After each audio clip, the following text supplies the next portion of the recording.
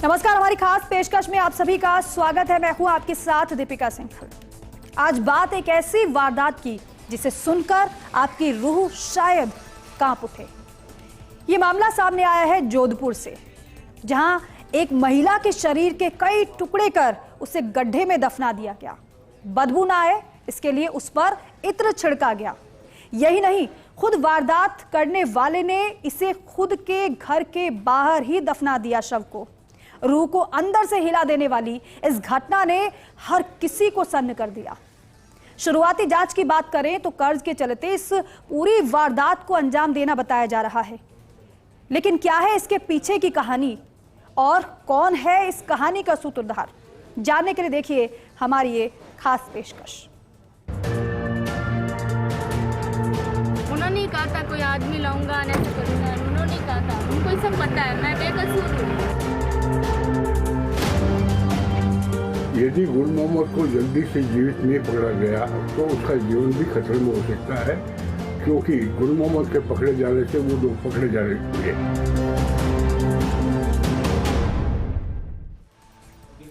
Sun City Jodhpur के बहुचर्चित beautician Anita Chaudhary हत्याकांड को लेकर एक के बाद एक चौंकाने वाले खुलासे हो रहे हैं। अनीता की मौत का सच जानकर हर कोई हैरान है। आरोपी गुलामुद्दीन ने अनीता को बेहोश कर चॉपर से काटा था, फिर उसे थैलियों में भरकर अपने घर के सामने 10 फीट गहरे गड्ढे में इत्र छिड़ककर गाड़ दिया था। दिल को दहलाकर रख देने वाले इस हत्याकांड से न केवल जोधपुर बल्कि पूरा राजस्थान स्तब्ध है। देखिए खास रिपोर्ट। राजस्थान की सांस्कृतिक और न्यायिक राजधानी सूर्य नगरी जोधपुर की संस्कृति, संस्कार और अपनत्व की पहचान पूरी दुनिया भर में जिस रूप में बनी हुई है, उसके चलते निवेश के दृष्टिकोण से लेकर पर्यटन और उच्च शिक्षा से लेकर शाही शादियों के साथ साथ सौहार्द और भाईचारे को समर्पित ब्लू सिटी जोधपुर में आखिर कैसे इस तरह की विभत्स घटना हो सकती है कि जिस महिला को वह अपनी बहन कहता था, वही भाई कसाई निकला और घर बुलाकर एक एक करके शरीर के 10 टुकड़े कर डाले और उसके बाद खुद के घर के बाहर गहरा खड्डा खोदकर उसमें दफन कर दिया। मगर ऐसी क्या वजह रही कि एक भाई को अपनी बहन का कत्ल करना पड़ा? कत्ल अपनी इच्छा से किया है या खुद की गरीबी को दूर करने के लिए किया है या फिर किसी के सुपारी देने पर? यह वह सवाल है जिसका जवाब गुलामुद्दीन के मिलने के बाद ही मिल पाएगा। गुलामुद्दीन जोधपुर के सदापुरा के इसी अग्रवाल टावर में ड्राई क्लीन का काम करता था और सबसे बड़ी बात है कि 29 अक्टूबर को लास्ट यहां पर आया है, जैसा यहाँ आसपास के लोग बताते हैं।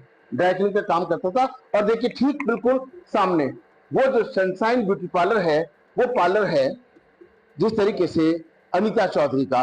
और अनीता चौधरी के बारे में ये कहा जाता है कि आगे से आगे सबलेट कर देती है और इसलिए पार्लर बाहर है। अंदर और बाहर का चक्कर क्या है ये तो आने वाले वक्त पता लगेगा, लेकिन 29 तारीख को यहाँ आया है, इसका मतलब 29 तारीख को वो जोधपुर में था। और अगर गुलामुद्दीन की बात करें तो उसकी जो अंतिम लोकेशन आई है महात्मा गांधी अस्पताल के बाहर, तो उसके बाद से वो कहां गायब हो गया, आगे क्या जमीन खा गई या आसमान निकल गया ये तो पता नहीं। लेकिन एक बात तो तय है, इतने वर्षों का जब भाई बहन का रिश्ता था तो आखिर वो कौन सी मजबूरी थी कि भाई को अपनी बहन की जान लेनी पड़ी, या खुद ने जान किसके कहने पे ली है, क्या लूट के इरादे से ली है या फिर कोई और उसके पीछे है। जब तक गुलामुद्दीन खुद पकड़ में नहीं आते, जब तक पर्दा उठना मुश्किल है। ये दोनों पड़ोसी थे, 5-6 साल पहले यहाँ से इन्होंने शॉप हटा दी थी वापस इन्होंने। इनका क्या रिलेशन था ये मेरे को नहीं मालूम है, ठीक है। बाकी व्यवहार में दोनों ठीक है। अब कोई अंदर घुस के तो नहीं देख सकता ये इंसान कैसा है। बाकी उनका व्यवहार बहुत अच्छा था मैडम का, नहीं विश्वास तो नहीं हुआ सर। दुख बहुत हुआ कि इस लेडी के साथ ऐसा नहीं होना चाहिए। बहुत अच्छा व्यवहार था इनका। जोधपुर के सरदारपुरा इलाके में ब्यूटी पार्लर चलाने वाली अनीता चौधरी की हत्या के बाद अनीता चौधरी के निवास पर ताला लगा हुआ है। निवास के बाहर सन्नाटा पसरा हुआ है। मोहल्ले वालों से लेकर परिवारजनों को इस बात का यकीन भी नहीं हो रहा कि अनीता चौधरी के साथ इस तरह की घटना भी हो सकती है। अनीता चौधरी के पड़ोसी और रिश्तेदार राजस्थान हाई कोर्ट के अधिवक्ता राजेंद्र चौधरी ने इस पूरे मामले में मुख्यमंत्री भजनलाल शर्मा से सीबीआई जांच की मांग की है। इसकी जांच सीबीआई से होनी चाहिए। मैं मुख्यमंत्री जी से भी ये मांग करता हूँ और साथ में मैं पुलिस कमिश्नर को ये कहना चाहता हूँ कि इस प्रकरण के पीछे बहुत ही बड़े लोगों का हाथ है। गुल मोहम्मद उर्फ गुलामुद्दीन ये एक टूल मात्र है। यदि गुल मोहम्मद को जल्दी से जीवित नहीं पकड़ा गया तो उसका जीवन भी खतरे में हो सकता है, क्योंकि गुल मोहम्मद के पकड़े जाने से वो लोग पकड़े जाएंगे। ऐसी स्थिति में गुल मोहम्मद की जिंदगी जीवित मिलना इस प्रकरण के लिए अति आवश्यक है। अनीता हत्याकांड के मामले में अगर सबसे महत्वपूर्ण पहलू की बात करें तो जब तक गुल मोहम्मद और गुलामुद्दीन नहीं पकड़ा जाता है तब तक पुलिस के लिए तो चुनौती और पहेली है ही। लेकिन जिस तरह के अनीता चौधरी के पड़ोसी कहें, रिश्तेदार कहें, उनका साफ तौर पर कहना है कि कहीं न कहीं गुलामुद्दीन को खतरा है, जान का खतरा है। और ऐसे में जिस तरीके से वकील राजेंद्र चौधरी जो रिश्तेदार भी हैं और हाईकोर्ट के एडवोकेट भी हैं, भवरी मामले में भी इन्होंने सही राम की ओर से पैरवी की थी। उनका साफ तौर पे मुख्यमंत्री भजनलाल शर्मा से इस पूरे मामले की जांच सीबीआई से करने की मांग की है। और उन्होंने साथ में यह भी कहा है कि गुल मोहम्मद तो एक टूल है, इसके पीछे कई बड़े लोगों का हाथ हो सकता है। अब देखना यह है कि राजेंद्र चौधरी की इस मांग को सरकार किस रूप में मांगती है। अगर गुलामुद्दीन नहीं पकड़ा जाता है तो क्या मामला सीबीआई के पास पहुंचता है या नहीं। जोधपुर के सरदारपुरा क्षेत्र में ब्यूटी पार्लर चलाने वाली अनीता चौधरी की हत्या से जुड़े मामले में सह अभियुक्त आबिदा परवीन को कोर्ट में पेश किया गया, जबकि सूत्रों से मिल रही जानकारी के अनुसार इस पूरे मामले में पुलिस के हाथ महत्वपूर्ण सुराग लगे हैं, जिसमें पूरे घटनाक्रम की जानकारी गुलामुद्दीन की पत्नी आबिदा को खुद गुलामुद्दीन पल पल का अपडेट दे रहा था। गड्ढा खोदने से लेकर अनीता चौधरी के पहुंचने तक की जानकारी फोन पर देने के पुख्ता सबूत सामने आए हैं। ऐसे में अब जब पुलिस के रिमांड का वक्त आया है तब आबिदा ने यह कहकर खुद को अलग कर लिया कि मर्डर उसने नहीं किया, वह बेकसूर है। जो कुछ भी जानता है वो गुलामुद्दीन जानता है। मैं इसमें शामिल नहीं हूँ। मैं मेरी बहन के घर थी, मैंने मर्डर नहीं किया है। तो मर्डर किसने किया है? गुलामुद्दीन को पता है, गुलामुद्दीन को पता है। लेकिन क्या हुआ था उस रात? मैं मेरी बहन के घर थी, मैं उसमें शामिल नहीं थी। उधर कैसा कर? तो गुलामुद्दीन ने किया मर्डर? आपको मालूम था वैसे? गुलामुद्दीन को सब मालूम है मर्डर का। अच्छा, ये क्या घटना हुई, क्या थी, क्या खिलाया था, क्या पिलाया था? चलो बैठो ना यार, क्या उन्होंने ही कहा था कोई आदमी लाऊंगा, ऐसे करूंगा। उन्होंने ही कहा था, उनको ही सब पता है। मैं बेकसूर हूँ, मेरी बच्चियां भी बेकसूर है।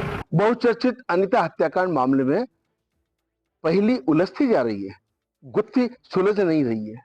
और ऐसी के बीच में मुख्य आरोपी गुलामुद्दीन की पत्नी आबिदा का यह कहना कि मैं बेकसूर हूं, मेरी बच्चियां बेकसूर हैं। लेकिन गुलामुद्दीन को पता था कि आखिर ये पूरा माजरा क्या है। जिस प्रकार अदालत में पेश किए जाने से पहले फर्स्ट इंडिया न्यूज को आबिदा ने बताया कि गुलामुद्दीन ने कहा था वो किसी को लाएगा और करेगा। क्या करेगा, किसको लाएगा, ये बड़ा रहस्य है। जिस प्रकार लॉरेंस बिश्नोई ने जोधपुर के अदालत के बाहर मीडिया से बातचीत करते हुए कहा था, पूछा तो यह था कि वो जेल तोड़कर भाग जाएंगे, और तब उन्होंने कहा था कि मैं सलमान को मारूंगा, यही मारूंगा। और इसी तरह आबिदा से पूछा तो यह गया था कि क्या गुलामुद्दीन बेकसूर है या आप कसूरवार है। लेकिन उन्होंने इतना ही कहा कि गुलामुद्दीन को सब पता है, यानी कि गुलामुद्दीन के मिलने के बाद पहली पूरी तरह से सुलझ जाएगी। सुमन सिंह के साथ Rajiv Kaur, first India news, Jodhpur. तो देखिए, गुत्थी अभी अनसुलझी है, पुलिस पूरे मामले की जांच कर रही है और हर दिन चौंकाने वाले खुलासे हो रहे हैं, नई नई बातें निकलकर सामने आ रही हैं। लेकिन अभी तो आपने आधी कहानी ही जानी है, क्योंकि पुलिस जिस तरीके से जांच कर रही है पूरे मामले की, कई सुराग अहम जो है वो पुलिस के हाथ लगे हैं। कौन कौन से वो सुराग हैं और कहां तक इस पूरे मामले में पुलिस की जांच पहुंची है।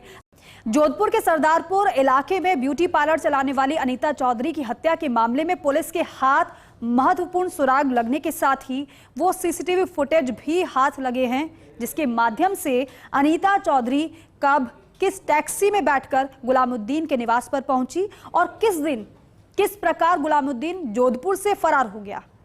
देखिए पूरी कहानी इस खास रिपोर्ट में। पेशे से ड्राई क्लीनर का काम करने वाले गुल मोहम्मद उर्फ गुलामुद्दीन की ऐसी क्या मजबूरी या लालच रहा कि अपने ही घर में अपनी ही मुंह बोली बहन अनीता चौधरी को पता नहीं किसके कहने पर मौत के घाट उतारा, और इतनी हिम्मत कहां से आई कि रूह भी नहीं कांपी। कत्ले आम करने के बाद अपने ही घर के बाहर जिस बेरहमी से काटकर गहरा खड्डा खोदकर उसमें दफन कर दिया, जिसे जेसीबी के माध्यम से खोजकर जब पुलिस ने निकाला तो पुलिस के होश भी फाख्ता हो गए। बहुचर्चित अनीता चौधरी हत्याकांड के मामले में एक के बाद एक राज सामने आ रहे हैं। 18 मिनट के ऑडियो ने बहुत कुछ कहानी को साफ कर दिया है, लेकिन उसके साथ जो आबिदा ने और परतें खुली कर दी हैं कि इस पूरे मामले में कौन था। लेकिन कौन था ये जानता है और सिर्फ आरोपी गुलामुद्दीन। और ये देखिए, ये वो जगह है, ये घर के बाहर। हिम्मत देखिए किसी इंसान की, जब किसी का कत्ल करते हैं तो हाथ नहीं कांपे। वो छोड़िए, कत्ल करने के बाद में उसको जिस तरीके से इसको खोद करके अंदर डाल दिया गया और इतने गहरे गड्ढे के अंदर, आप समझ सकते हैं कि क्या हालात रहे होंगे। लेकिन जब कोई इंसान हैवानियत पर उतर आता है तब इस तरह की तस्वीर नजर आती है। गांगाना गांव, जहां पे पुलिस की टीम बराबर हर आने जाने वाले पर निगाह रखे हुए हैं कि कहीं किसी प्रकार का कोई और महत्वपूर्ण क्लू मिल जाए। और आप देख सकते हैं तस्वीर में सुभान सिंह आपको तस्वीरें दिखा रहे हैं। पुलिस के जवान सादे वस्त्रों में भी हैं और वर्दीधारी भी। पुलिस कमिश्नर राजन सिंह से लेकर डीसीपी राशि राज वर्मा पूरी तरह से नजर रखे। पहले ही दिन जिस तरीके से आबिदा से पूछताछ की, आबिदा की कमर टूटी और टूटने के साथ तोती की तरह रटती गई, और उसी की निशानदेही पर पुलिस ने जिस तरीके से टुकड़ों में शव को बरामद किया है, समझा जा सकता है कि गुलामुद्दीन जब सामने आएगा तो एक एक करके सारे सच और कड़ियां जुड़ेंगी, और कड़ियां जुड़ेंगी तब पता लगेगा कि इस अपराध को आखिर किसके कहने पर कांड किया और क्यों किया। खुद ने किया तो क्या कर्जा उतारने के लिए, किसी और के कहने पर किया तो क्या किसी लालच में। पुलिस को अनीता हत्याकांड मामले में कुछ ऐसे सुराग हाथ लगे हैं जिन पर पहले तो खुद पुलिस को यकीन नहीं हुआ, लेकिन एक के बाद एक सीडीआर के माध्यम से जब बातचीत का ब्यौरा सुना गया, इस संबंध में अब तक लगभग 18 लोगों को पुलिस ने डिटेन किया है। इसके अलावा आरोपी आबिदा परवीन के साथ साथ पूछताछ के लिए लाए गए तैयब अंसारी के अलावा सुमन और सुनीता से भी पूछताछ चल रही है। जितने भी संदिग्ध लोग थे, करीब 18 से 20 लोगों को हमने हिरासत में लिया, सबसे पूछताछ की। प्रकरण में जो मुख्य आरोपी की पत्नी है, जो कि को अक्यूज्ड है और षड्यंत्र में उसका भी रोल आया है, उसकी हमने गिरफ्तारी की है। जितने भी फोरेंसिक एविडेंस उसके घर से, घटनास्थल से, उसके आसपास से हमने इकट्ठा किया है, ताकि जब एक हमारी पत्रावली बने तो कोर्ट में एक मजबूती से हम अपना पक्ष रख सकें। उस हिसाब से हमने फोरेंसिक एविडेंस कलेक्ट किए हैं। और जहाँ तक मुख्य आरोपी जो है गुलामुद्दीन, उसकी गिरफ्तारी की बात है, हमारी टीम लगी हुई है। जैसा मैंने बताया कि हम उसके लोकेशन के बारे में, हमारे पास लीड्स भी है, टीम लगी हुई है और जल्द से जल्द हम गिरफ्तारी सुनिश्चित करेंगे। क्या आपने भी जिंदगी में किसी का कत्ल किया हो, उसके पनीर की सब्जी खाई हो?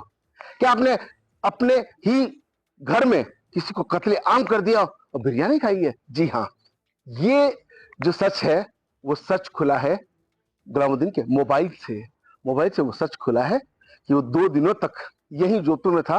कत्ल करने के बाद या किसी के कहने के सहयोग करने के बाद जो भी सच है वो तो सामने आएगा, मगर सीडीआर के अंदर एक बड़ा खुलासा हुआ है। अपने परिवारजनों से पूछना कि आप क्या खाएंगे। उसके बाद में जब घर पे जो स्कूटी मिली उसके अंदर काफी कुछ चीजें मिली है, उससे राज और गहरा गया है। लेकिन सवाल ये उठता है 27 तारीख को गायब होना, 29 तारीख तक यहीं पर गुलामुद्दीन का रहना, सीसीटीवी में एक्टिवा पर बैठ करके सामने आना, रेलवे स्टेशन में बैग खरीदना, ट्रेन से 9-2-11 हो जाना, लेकिन उसके बीच में आखिरी लोकेशन महात्मा गांधी अस्पताल आना, कहीं ना कहीं रहस्य भारी है। और जिस तरीके से पुलिस हर एक पहलू पे कामकाज कर रही है, लगता है आने वाले समय के अंदर कहीं ना कहीं जिस तरह से पुलिस कोशिश कर रही है, जैसे वो पकड़ में आता है तब दूध का दूध और पानी का पानी होगा। डीसीपी राशि राजवर्मा लगातार इस मामले को लेकर मॉनिटरिंग कर रहे हैं, लेकिन इस पूरे मामले को लेकर देखें तो लगातार 3 दिनों तक 4 दिनों तक पुलिस की जो एक्टिवनेस रही, उससे आबिदा पकड़ में आ गई, तैयब अंसारी अंदर है और साथ में सुमन और सुनीता भी। इन दोनों की क्या भूमिका है ये भी राजपास हो ही जाएगा। जोधपुर के सरदारपुरा इलाके में ब्यूटी पार्लर का संचालन करने वाली अनीता चौधरी की हत्या के मामले में मुख्य आरोपी गुलामुद्दीन की गिरफ्तारी नहीं होने के कारण लगातार जोधपुर के वीर तेजा छात्रावास में एकत्र होकर समाज को साथ लेकर न्याय की मांग करने वाले जाट समाज के साथ सर्व समाज के लोग विरोध प्रदर्शन कर रहे हैं। टाइम पे वो कार्रवाई कर देते तो शायद ये हादसा नहीं होता, टल जाता। टैक्सी वाला भी था, कैमरे में भी आ चुका था, सब उनको डिटेल बता दी थी अनीता जी के हस्बैंड ने, तो उनको कम से कम कार्रवाई तो शुरू करनी चाहिए। उन्होंने कार्रवाई नहीं की, एफआईआर भी बहुत लेट दर्ज हुई है। 27 अक्टूबर को अनीता चौधरी का गायब होना, उसके बाद अब तक नहीं मिलना, जाट समाज लामबंद भी है, परेशान भी है, चिंतित भी है, न्याय की मांग भी कर रहा है, सर्व समाज साथ भी आ गया है। लेकिन जब तक आरोपी सामने नहीं आएगा तब तक कहना कुछ भी जल्दबाजी होगा। लेकिन अगर एक एक पहलू की पड़ताल होगी तो कम सारे राज भी खुलेंगे, क्योंकि कभी भी कोई ताली जो है वो एक हाथ से नहीं बजती है। इस पूरे मामले को लेकर, पूरे घटनाक्रम को लेकर के सबसे बड़ा सवाल यही खड़ा होता है कि आखिर क्यों अनीता चौधरी की हत्या हुई, आखिर किसने हत्या की, इस हत्या से किसको फायदा होना था। इन सवालों के जवाब मिलने के साथ ही तस्वीर एकदम साफ हो जाएगी। जोधपुर के जघन्य हत्याकांड में जिस तरह ड्राई क्लीन का काम करने वाले गुलामुद्दीन ने एक एक करके अनीता चौधरी के 10 टुकड़े करके कट्टे में डालकर गहरे गड्ढे की खुदाई कर उसमें दफन किया है, उसके बाद पुलिस के लिए गुलामुद्दीन की गिरफ्तारी बहुत बड़ी चुनौती बनी हुई है। पुलिस हर एक पहलू पर काम करते हुए उस तक पहुंचने की कोशिश कर रही है। पुलिस जो भी तथ्य सीसीटीवी प्रमाण सामने आ रहे हैं उनको कड़ी से कड़ी जोड़ रही है, जिससे गुलामुद्दीन की गिरफ्तारी होने के साथ नियमानुसार कार्रवाई की जा सके। ब्यूटी पार्लर का संचालन करने वाली अनीता चौधरी के हत्या के मामले में नित नए सुराग सामने आ रहे हैं। पुलिस को जो सीसीटीवी मिला है उसमें अनीता चौधरी घर से सलवार सूट पहन के निकली, हाथ में काली थैली थी। क्या उसमें ड्रेस थी? क्या उसमें कोई ऐसा सबूत था? क्या उसमें कोई सीडी थी? या ऐसा क्या मामला था जिसको वो लेकर के गई, वापस लौटी ही नहीं? टैक्सी में जब बैठी है वहां तक का वीडियो है, उसके बाद में सब कुछ साफ। इसी तरह जिस तरीके से गुलामुद्दीन की लास्ट लोकेशन 29 तारीख को महात्मा गांधी अस्पताल रोड पर आई, उसके कुछ देर बाद में रेलवे स्टेशन के पास से बैग खरीदता है, ट्रेन में बैठता है, 9-2-11 हो जाता है। यानी कि मर्डर करने के बाद में या मर्डर में साथ देने के बाद में गुलामुद्दीन मस्ती से 2-3 दिन तक जोधपुर में था। 27 तारीख को अनीता का गायब होना, 27 की रात को मर्डर होना, 28 को और 29 को यहाँ रहना और 29 को गायब हो जाना, कई तरह के सवाल इस पूरे घटनाक्रम पर खड़े होते हैं। इनके जवाब परिवारजन तो मांग ही रहे हैं, जनता भी, क्योंकि जब तक परत नहीं खुलेगी तब तक श्रद्धा जैसा कांड भी बार बार नजरों के सामने आता रहेगा।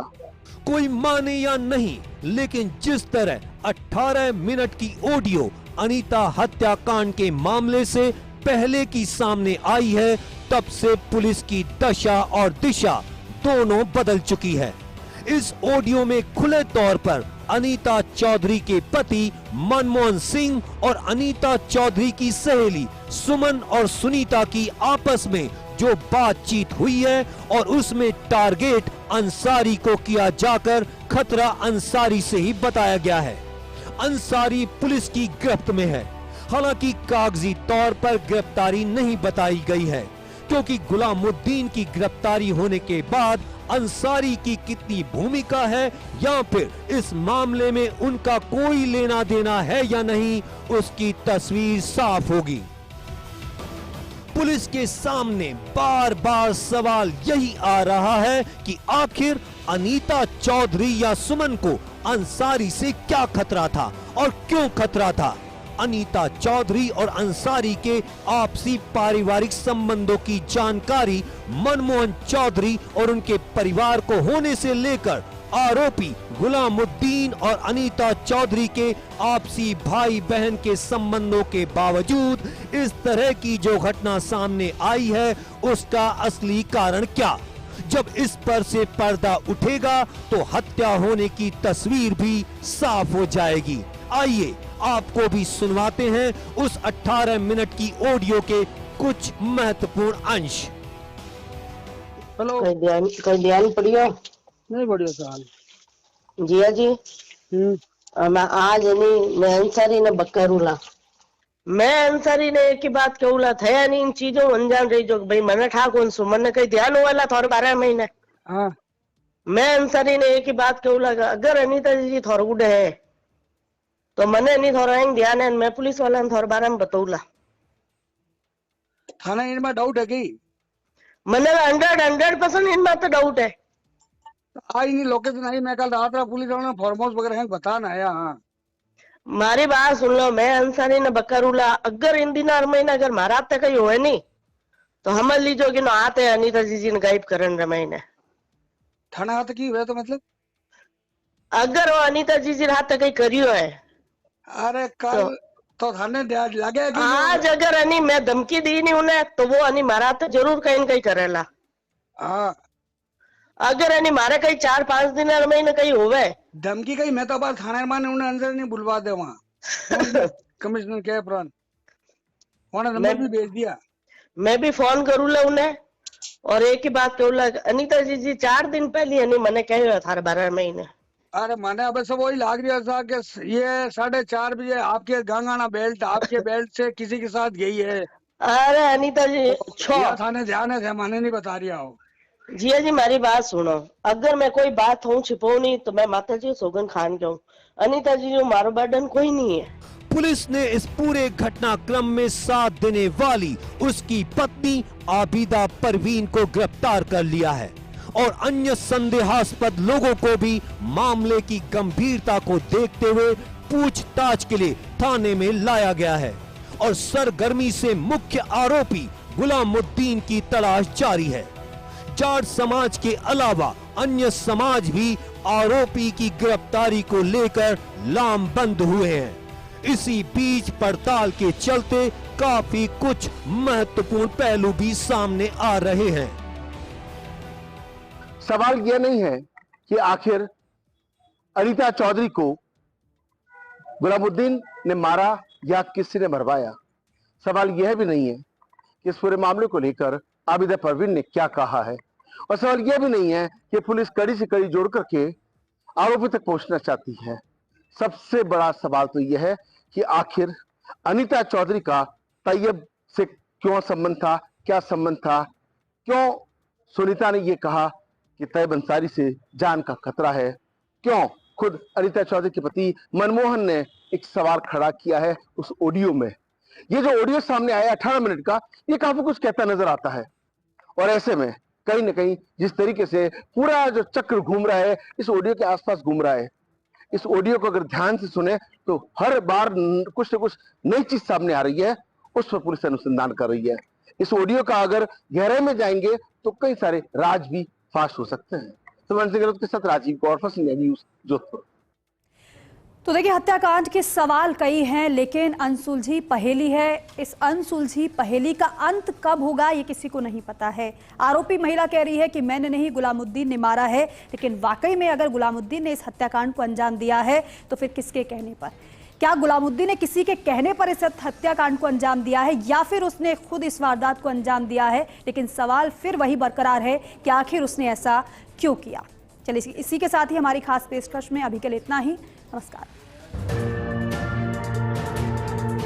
उन्होंने ही कहा था कोई आदमी लाऊंगा, ऐसे करूंगा, उन्होंने ही कहा था, उनको ही सब पता है, मैं बेकसूर हूँ। यदि गुल मोहम्मद को जल्दी से जीवित नहीं पकड़ा गया तो उसका जीवन भी खतरे में हो सकता है, क्योंकि गुल मोहम्मद के पकड़े जाने से वो लोग पकड़े जाने चाहिए।